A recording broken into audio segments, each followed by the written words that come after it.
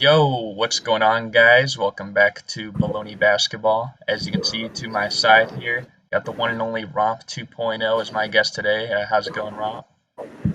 What's up, man? I'm doing good. I'm excited to talk some hoops with you. How you doing? I'm doing pretty good. And I don't know if my fans know, but you are a Sixers fan. We're going to get into your Sixers a little bit later. But let's start off with the team you've been kind of critical of a lot, and that is the Utah Jazz. Now, the Utah Jazz, they've been kind of up and down. They are like 6-4 in their last 10, which isn't terrible, but they did Yeah. lose recent home games to the Pelicans and the Grizzlies. They were winning both those. So I guess what I'll ask you is because they've been so inconsistent lately, what do you think the problem is, and do you think that they're capable of turning around uh, sometime soon? I think they're definitely capable of turning around. They're probably going to be the third seed behind the Suns and and the Warriors. So I don't think they're really struggling per se. They're just not as good as they've been. I think the problem is they just rely heavily on their 3-point shooting, and then when that's not going, kind of just it affects their play because they shoot so many threes where if they're not knocking them down, then it's like, oh, we'll just keep shooting them. But then it's like, just go to the rim. Like they have a lot of players who just rely too heavily on the perimeter, I feel like. And I think they should just attack the basket more, try to get to the foul line a little more, maybe use Rudy Gobert offensively a little more. That I think that's fair too. But what are your thoughts? I mean, I think, three big things listed here that I think is a problem. First one I'll say is like their 3-point shooting, like you said. In last year, I think they were second in the NBA. I think the year before they were first in the NBA, and now this year, like right now, they're 10th. So, and they've dipped from like by 3% so far this season. I know it's still Mm, early, but I think that's kind of like a big sign. Also, their bench has been kind of disappointing, I'd say. Like Joe Ingles doesn't look like the same Joe Ingles from last year. I mean, this guy was yeah. a six man of the year candidate, and then also the six man of the year last year, Jordan Clarkson. I feel like he needs to be less utilized, and Mike Conley needs to be more utilized. I know they're not like in the same rotation necessarily because one starts, one's off the bench, but just doesn't seem like Mike Conley's been quite as aggressive this year, even though, he was kind of a key part to why they were so successful last year. I mean, he was an all-star as a result. I think their whole bench, like, no one's really impressed me except maybe Rudy Gay, and he's been out for like half the games. But I mean, yeah, I will say though, like even with their struggles, they did still manage to play well against the Blazers. Kind of put Dame in a body Mhm. bag. So I know you had a lot to say about that Gobert too. was Gobert was unbelievable that game. Like Dame wanted no part of driving next to Gobert or any Trailblazer in that regard. So defense is really good. Mike Conley and Joe Ingles. I mean, I get they're getting older. Maybe they're falling off, or maybe they're just it's November. Well, now December, but it might just be easing into the season. So I think the Jazz will be fine. And come playoff time, they'll probably lose again because I'm a Jazz hater, so I have to say that. Um, yeah, that's my thoughts. I will say that. So then, what do you think about like Quinn Snyder? Like if they were to lose, like do you think he would be let go or? I mean, depends how they lose. If it's like they blow another 3-1 lead, and Yeah. definitely he's got to go. But if it's like competitive 7-game series and it comes down to like a 2-minute stretch where they just get beat by tough shots by like a team like the Suns, then I don't know. It's hard to really let him go if that's the case. Yeah, I mean, I kind of agree. I don't think they're like the favorites necessarily. So there's teams that are going to be expected to beat them if they play them in the playoffs. So like if Mhm. that's the case, then yeah. But if they lose to someone like, the Timberwolves or like the Yeah. Trailblazers or like the Lakers They even, lose to the T-Wolves, man. I mean They that gotta blow it up. that'll just be bad. And that's not no hate on the T-Wolves. They've been great, No, but like I just don't see them as like that caliber of team. they're not ready yet. One more season. Yeah, but moving on to someone else, who's had his own struggles, Morant with the recent knee injury. And it's kind of similar to last year because, I mean, if you remember, he had that injury where he missed several games, and they did actually come back. They did make the playoffs thanks to the play-in, really, because they finished with the ninth best record. But, you know, this is kind of 2 years in a row where we've seen these injuries for him. That other guys like Dylan Brooks, Jaren Jackson Jr. have had their own fair share of injuries. But I guess just keying in on him, I've seen a lot of comparisons with him and my guy D Rose and like the way they land and the way they play. Do you think maybe this could be like a long-term concern, like with these injuries? Oh, definitely. I mean, he plays chaotically, and he tries to dunk on everyone at like any given moment, even when it looks like he's not gonna, there's no chance of him dunking on it. He'll still go for it.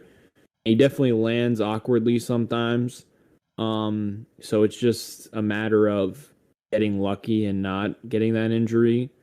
But I think he's definitely going to be one of those players who misses like 2 to 3 weeks every year because of a knee injury, just him nursing it. And I think they should game management, manage it well, kind of like Kawhi Leonard, not play back to backs all the time, stuff like that. Just do little cautionary stuff like that to avoid a major injury because he's their team. And without him, they're still a quality team, but they're not a playoff team. Yeah, I mean, I couldn't agree more really with that. I feel like the Grizzlies, I know they're getting better over time, but there's still a lot of great teams in the West. And I mean, we even mentioned like just the Timberwolves, like they're getting better. And there's other teams on the rise as well. So I feel like it's hard, like when you get injured like this, to secure a spot um, in the playoffs. I think eventually, like if it depends how long this or how serious the injury is, but I mean, if he's out for a month or something like that, then who knows? Like that could move them from being maybe a 6 seed to like a 10 seed, and then you gotta basically go Mm. perfect in the play-in.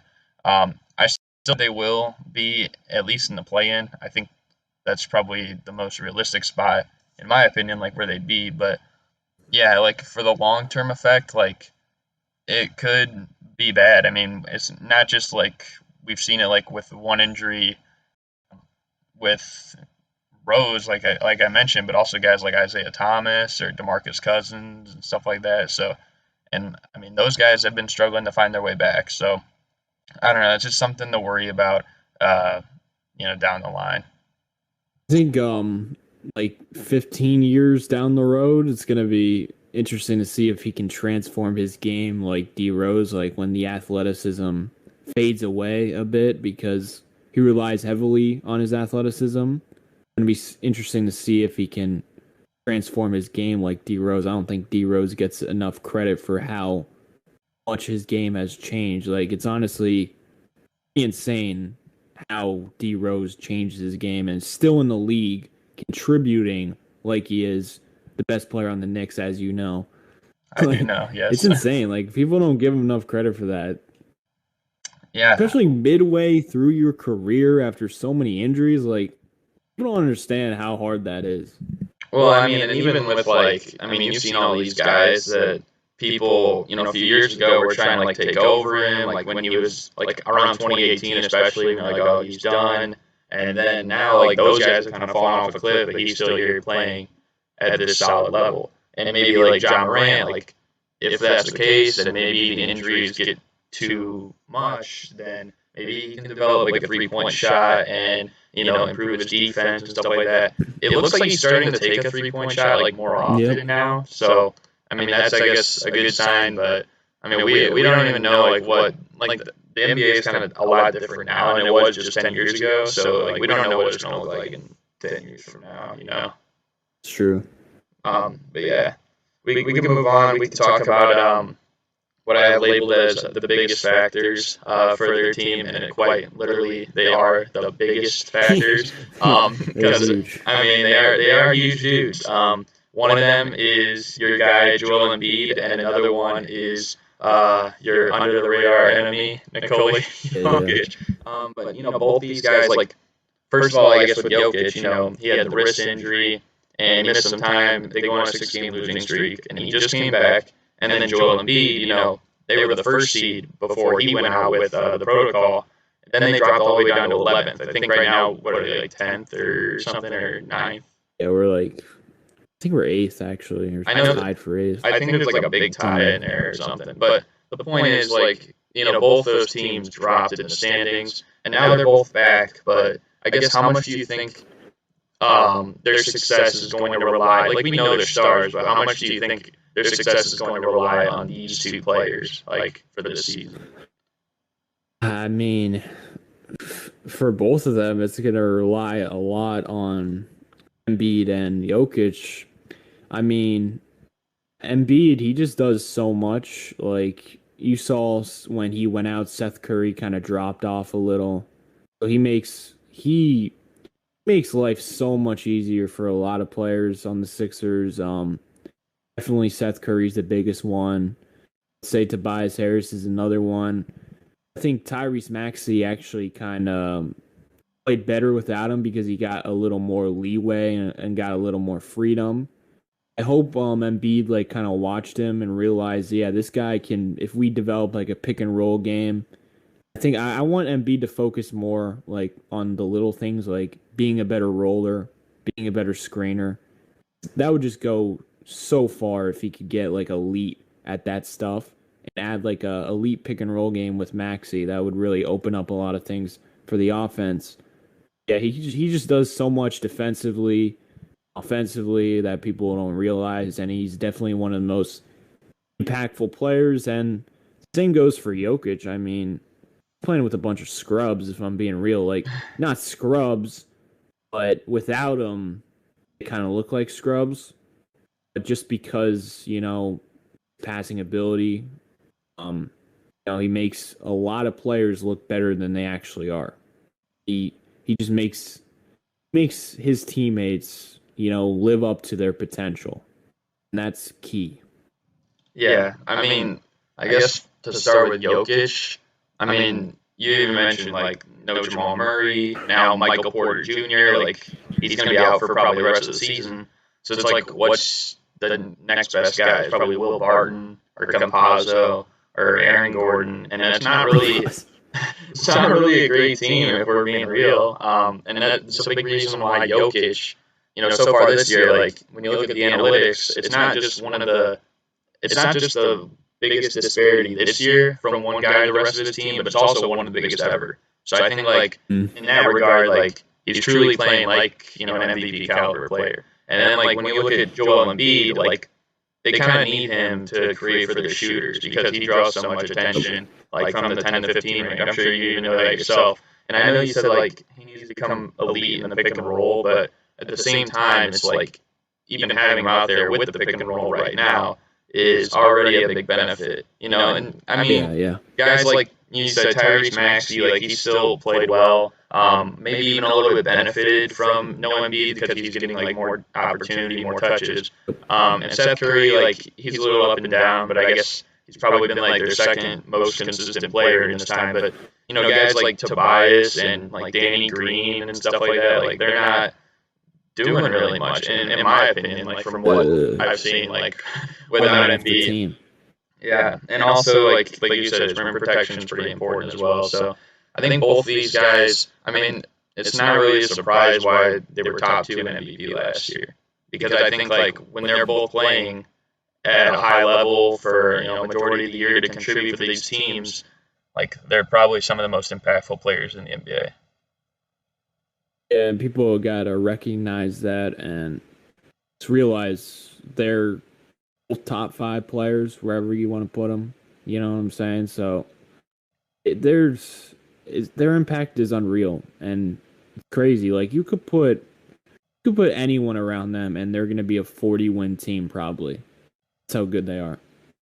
Yeah, I think, like, people always say the floor raising, ceiling raising terms, but I mean, like, if you're looking at floor raisers, like, they're at least going to get you there, in my opinion. So I think, yeah, they both are going to be pretty important for their success, like, moving forward this season.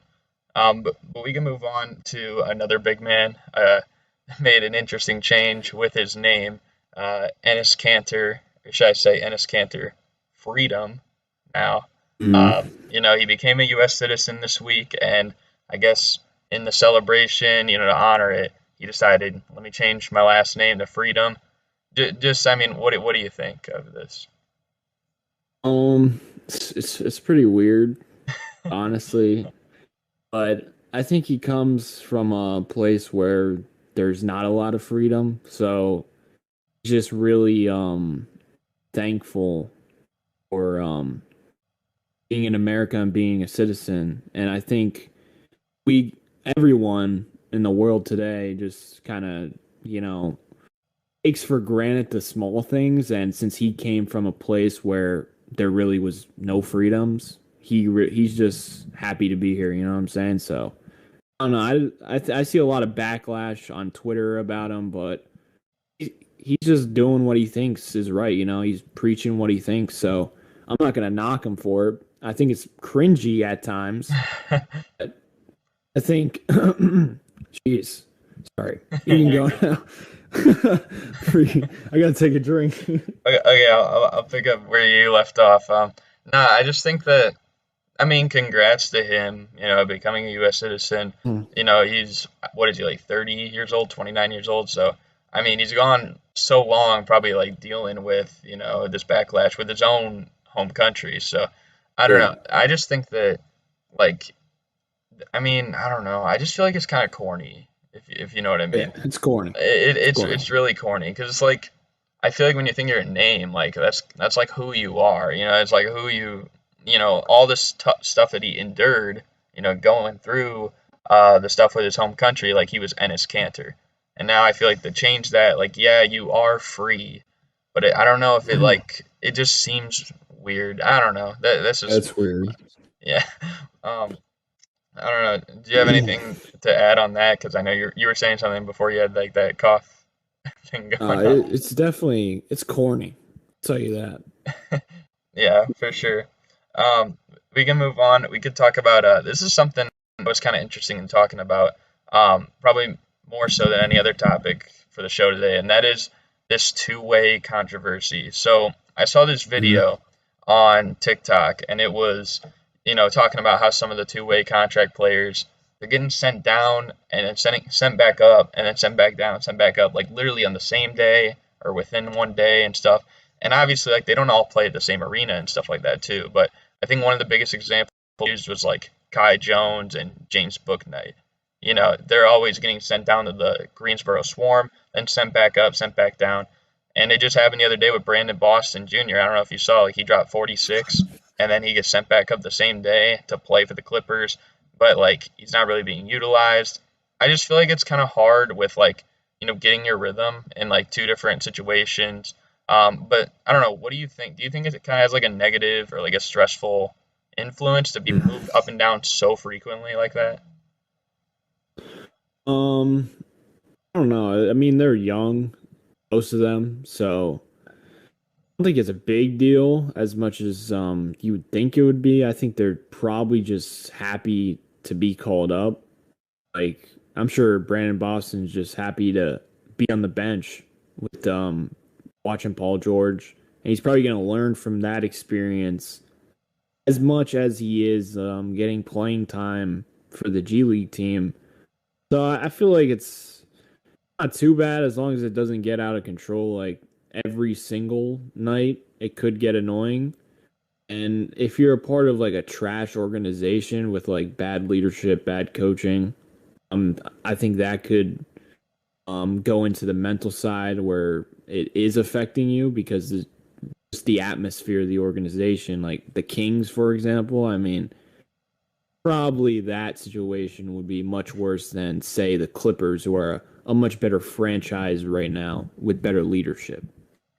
Yeah, I just know like I think one of the big things is probably like travel. Like Mm, I believe the Suns, I don't know if they still do, but I know like I think they used to have like, their G League affiliation played like I think a few hours away from where their NBA team played. So like to have that where it's like, oh, you got to play here, and then you got to go on this drive, and then you got to get here and like be in this situation. I just think of it too, like, like kind of like back. I guess you can compare to like high school, like, when you're like on JV and you're running like these set of plays, and then you're on varsity and you're running these set of plays. I feel like that can kind of get like a lot. You know what I mean? Like, I feel like that's a lot Yeah, to yeah. like learn. And if they're running like different sets with the G League affiliate, and then in the actual NBA, like when they run stuff, especially for a team like the Warriors or the Spurs, who they run a lot of set plays, so that can be hard to like learn all that like in a timely fashion. Yeah, that's fair. Yeah, we can move on. We could talk about John Wall and how that whole situation's going. So recently, he just came out and said that he wants to play now for the Rockets after they both like kind of agreed he'd just sit out. But I mean, I guess what do you think of the whole John Wall situation, and do you think maybe he'll be traded anytime soon? I mean, with that contract, it's gonna be tough to get rid of that contract. So, sitting him out and waiting for a team to fall for the John Wall thing, probably a bad idea for both sides. I think their best option is just, bring John Wall back, let him play, and if he has value, then we'll build up. You know what I'm saying? So, I think it's way different than like a Ben Simmons situation. Like Ben Simmons actually has some value because of his potential, and you know what I'm saying. But John Wall, he's older, injury history, all that. So like just sitting him out, it's not going to attract any eyes, is what I'm trying to say. Yeah, I feel like the trade market's just kind of dry right now because it's like the only guy that would have, that's kind of young and would have maybe that value, like you said, is probably Ben Simmons, like for the potential. Yeah. But, you know, at the same time, like he's kind of like I don't want to really get into that. I know you probably would have a lot to say about Ben Simmons, but that's probably like one of the few situations where it's like maybe they would be able to get something to work because, like, I mean, it's pretty well known that they're trying to get a good trade for him. So maybe like John Wall for Ben Simmons, or even like, I mean, I don't know the contracts would necessarily work because they don't really align up. You'd probably have to include more, but maybe John Wall for Kemba Walker, who basically is now out of the Knicks rotation. I don't know what do you think about that maybe? I mean, I don't know Nick's contract, so it would probably be very tough to do it. But if it was like straight up Kemba on wall swap, um, I would do it. But the contract situation, it's going to be hard to get rid of him unless he shows that he's something still. How old is he? Wall or Kemba? Wall. I think he's like 31 maybe, or 30. So He's still a quality player. It's just that contract is what is you know not attractive. yeah, I mean, I kind of agree with that. They'd probably have to include like Fournier in the deal as well, which I don't know. Like maybe Knicks fans would be happy with that because they haven't been Why too would the high. Rockets do that? I I'm not too sure to be honest. That's the problem. See, and yeah, I mean, I guess the simple fact that like maybe he could help them. I really don't know. Like, there's not much out there on the trade market for John Wall because like you could say He should just get a buyout, but he didn't want to do a buyout. yeah, like you could say like, oh well, Evan Fournier will play for them and stuff. It's like John Wall wants to play for them, but they don't want to play John Wall. So I don't even know if they do that like with Kemba and Fournier. Overall, like the trade market is just kind of dry. So I don't know like what would actually work. I think once the trade deadline gets closer, though, that's usually when rumors start Yeah. to pick up. So I mean, maybe we'll see something then. Um, but yeah, you want to move on to the fun segment now, the NBA Oh yeah. trivia. All right, so I'll explain Studying it. all night. Alex, you've been getting ready. Yeah, yeah. But I'll explain it for everyone. So basically, the rules are I have 5 questions for Romp that I'm going to give him. Each one has 5 possible hints, and on each question, you get 3 guesses and 2 skips. Mhm. And if you guess it right in less Question. hints, you guess it right in less hints, then you get more points. So say you only use one hint and you get it right, 5 points. 2 hints, 4 points, and then it keeps going from there. So there's 25 total possible points, but then at the very end, there's a 5-pointer with no hints. It's just like one question about me in the NBA. And if you get that right, then you get a perfect 30 as well. And nobody's gotten that, so you'd probably be a legend if you got that, honestly. But yeah, are you ready for the trivia? Yeah, I'm ready. Alrighty. So the first question and the first hint. Now, like I said, you get 3 guesses and 2 skips on each question. So here's the first hint for 5 points.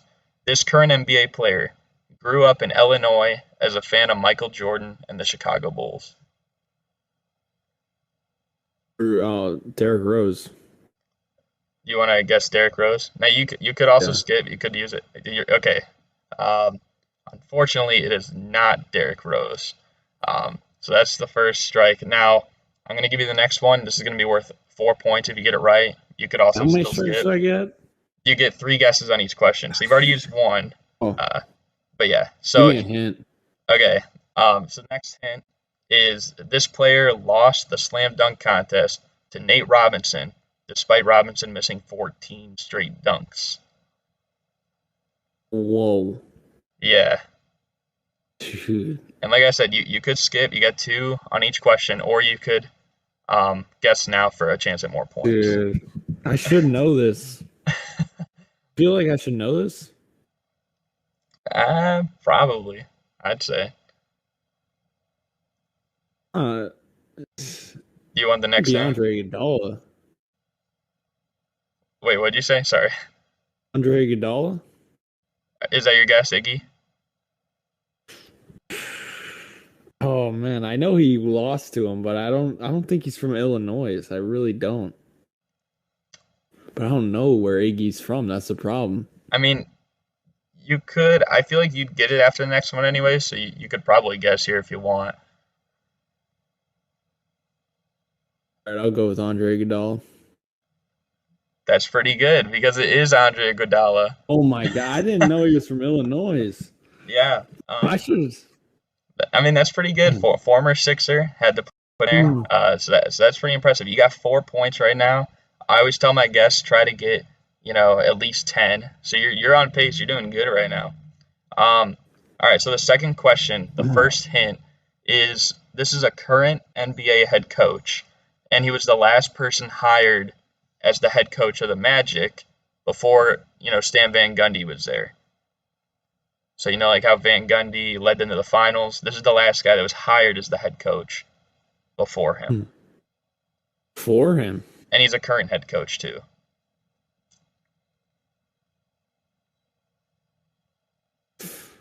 Oh, current. I mean, he's currently coaching, so I guess that narrows it down to 30. I know. No, it's not him. Oh man. You could use a skip if you want for the next hint, but you won't get the 5-pointer. It'll just be 4 points maybe. I use a hint? Yeah. All right. I'll get a hint. So the second hint is this guy has been coaching since 1989. Wow. Yeah. Dude, I feel like I should know this too, and it's just trying to go through the coaches. It's not coming up. And he is a current coach. The Magic hint might be a little hard, but I guess a current coach that's been coaching since 89. I'm skipping. Okay, so the third hint. Now, for the rest of this question, you can just freely guess because you've already used 2 skips. This guy was the head coach of consecutive NCAA championships in 2006 and 2007 with Florida. Billy Donovan. Okay, that's pretty good. You got it right. All right. Points for that, or yeah, you get 3 points for that one. So you skipped it. No, you skipped the first 2 hints. Damn, I mean, you got it right, so you got 7 points right now. You're actually doing really good. However, I don't know how you're gonna do on these next few here because they are getting tougher. But we'll see. You could show me up. Third question, first hint, is this NBA team drafted players such as George Gervin and Mark Eaton? Cavaliers. Cavaliers, is that what you said? Yeah. It is not the Cavaliers. I'm sorry to break it to you. So that's your first strike on this one. The second hint is among all the professional sports teams for men in their state, they're the only one that is known by the name of one of their cities. Whoa, repeat that again? Okay, so like of all the men's professional sports teams located in their state, they're the only one that is known by one of the names of their cities. Mark Eaton. Mark Eaton and George Gervin were both drafted by this team. Let's skip this. Okay, so the third hint, you get this right, you'll get 3 points added to your score. They have the most final series losses without ever winning a championship. As. Wait, what'd you say? Sorry. As. I'm sorry, it is not the Jazz, so that's your second strike. Where's Mark Eaton, bro? I thought he was Cavs. But all right, so here's the fourth hint. You get this right, you get 2 more points. You have 2 strikes though, so you get 1 more wrong, you get 0 for the question. So right. You might know this because I guess you are a Philly fan, but their team mascot joined the Philly Fanatic as the first 2 mascots inducted into the Mascot Hall of Fame. Suns. It is the Suns. Did you know that, or is that like a guess? I was thinking about saying the Suns earlier, but I thought it was the Cavs for some reason. I feel like that was kind of impressive. I felt like you'd be like, oh my god, like who is it? I remember Suns Geek saying something about Mark Eaton, but I didn't think he was a Suns player. Crazy. Yeah, and I thought George Gervin. I was thinking you'd go more toward the direction of the Spurs, to be honest, for that. But that's pretty good. So you got 9 points right now. More questions? There's 2 more questions, and then there's a bonus about me. So really 3. All right. So the fourth question, first hint. This former NBA player was the last guy to hit a buzzer beater at the Boston Garden before it was rebuilt. Former. Yeah, former player, buzzer beater at the Boston Garden before it was rebuilt. The last guy to do so.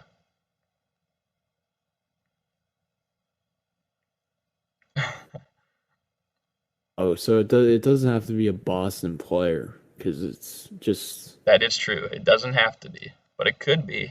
But it also can be. Go Ray Allen. Is not Ray Allen. So that's strike 1. The second hint is this guy was a second-round pick in the NBA draft in 1993.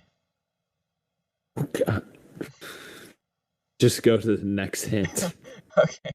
The third hint is he's currently an assistant coach for the Atlanta Hawks. Ooh. Lloyd Pierce. It is not Lloyd Pierce. What am I saying? Lloyd Pierce got fired. I was confused when he said that. Okay, so the fourth hint, you have 2 strikes. You get 1 more wrong, you get 0 for the question. So the fourth hint is this guy was known for shooting his free throws about a foot behind the line. Oh, man. Who's on that staff?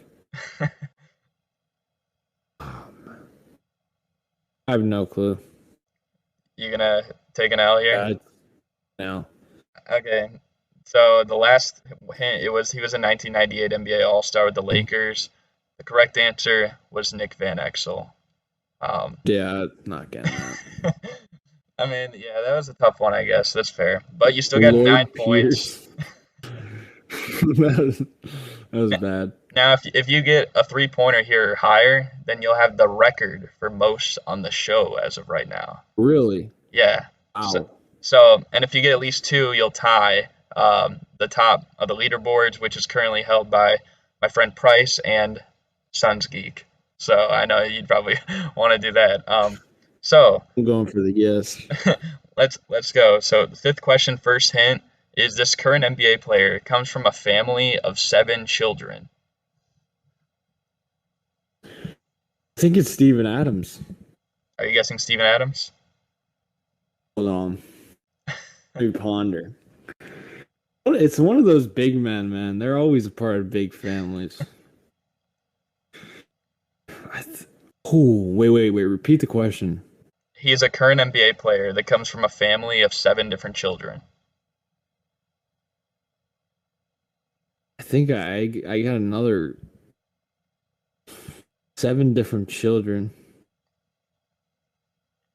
Oh man, I want to ask a question, but it might be the next hint. I mean, you could ask it. I could see if I can answer it.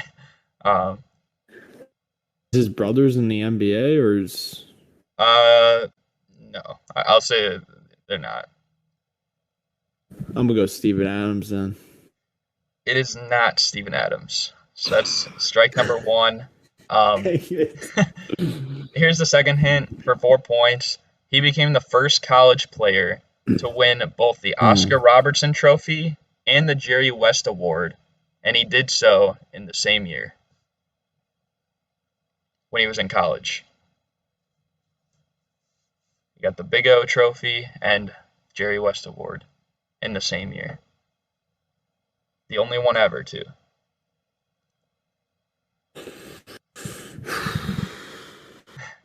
It's a Big O award. It's given to the most outstanding collegiate player, and then the Jerry West Award is given to the top shooting guard, I believe. I'm gonna take another hint. Okay, so the third hint. The record's still in play, though, right? Yeah. Take a hint. If you get it on this one, if you get it on this one, then you're leading. So take a hint then. The third hint is of the top 15 most total three-pointers made in a season for a player in NBA history. You know, like the top 15 most threes made in a season for a player in NBA history. Yeah. He has an appearance on this list 3 times. A current player, right? And he's a current player, family of 7, the Oscar Robertson Jerry West Award in college. I know this, bro. I definitely know this. 7 children. And he's definitely a 3-point shooter. Definitely a 3-point shooter. This is for history right here. It is. Something's telling me, for some reason. Damn. Saying Bradley Beal? Are you guessing Bradley Beal? There's a chance for history? Yep. I'm sorry, it is not Bradley Beal. But next I will say, though, you could still tie the leaderboard right now. This guy started his career with the New Orleans Pelicans. New Orleans Pelicans. Damn. Choking. And I think you have 2 strikes, too. So if you guess it wrong here, then you won't. You'll get like another hint. Okay, so you want the extra hint? Yeah. All right. So this is chance for 10 points. He is currently averaging the 2nd most points per game for someone who primarily comes off the bench this year, only behind Tyler Hero. Oh my God! What? Stumped. Who else is? I'm gonna know this and be like, I don't know, bro. I'm stumped. You don't even want to throw out a guess? No. That's tough. Can't even think anymore, man. I've been thinking so much the previous questions that I'm just trying to think. It's just not happening. The correct answer was Buddy Hield. Oh my God. I feel like I should have known that. Oh my God, he was a beast in college for Oklahoma. Yeah. Damn it. Yeah, that's tough. But Bradley Beal and Buddy Hield kind of the same thing. They're close. Not close enough, unfortunately. But you still have 9 points. Now, no one's ever gotten the bonus question right. This is worth 5 points. There's no hints. The record's still in play. It is still in play, but this is impossible level. You get no hints, just kind of a shot in the dark guess. No, you just get one guess on this one. So this is tough. Now, here's a bonus question, something with me in the NBA. So here's the story. My freshman year of high school, I was playing, on the JV team, and we played a team that had a new top-ranked, uncommitted transfer, but he was ruled ineligible by the IHSAA to play varsity. So I guess he was allowed to play JV. Moral of the story, he dunked on us like 5 to 6 times in that game. So then the next year, he transferred to a team that was ranked top 10 nationally, number 1 in the state, and he was teammates with one current NBA player. So what current NBA player was he teammates with?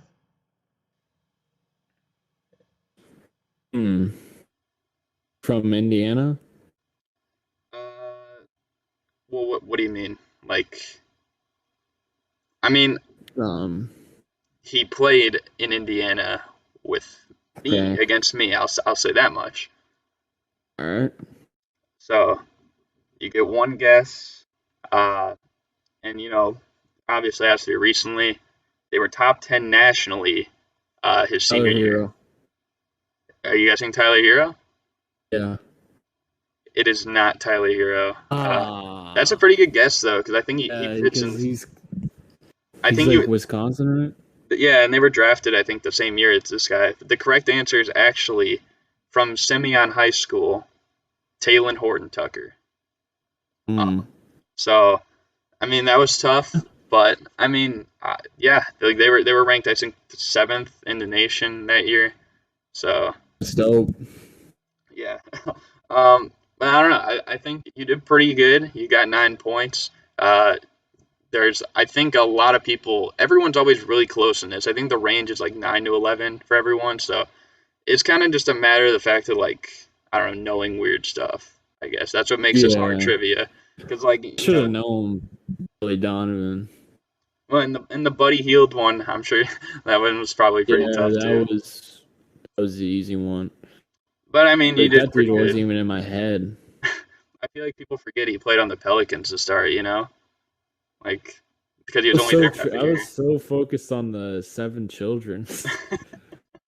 He was thinking big families and stuff. Yeah. But yeah. Well, I think that's gonna do it for the show. I hope you guys enjoyed. Thank you guys for watching. Any final thoughts from you, Romp? Thank you for having me. Bulls and Sixers Eastern Conference Finals is going to be a good time. It will be, and this playoffs is going to be the 10-year anniversary of when you guys beat us. So I think it's time for a little revenge. Unfortunately, you don't forget that, dude. I will never forget that until we officially get our revenge. But make sure you guys check out Romp. He's got 13K now, so congrats to you as well on that. And I'm going to have a thing that says, check description so you guys won't forget. Be sure to subscribe to him. But again, thank you guys for watching, and we're out. Peace. Peace.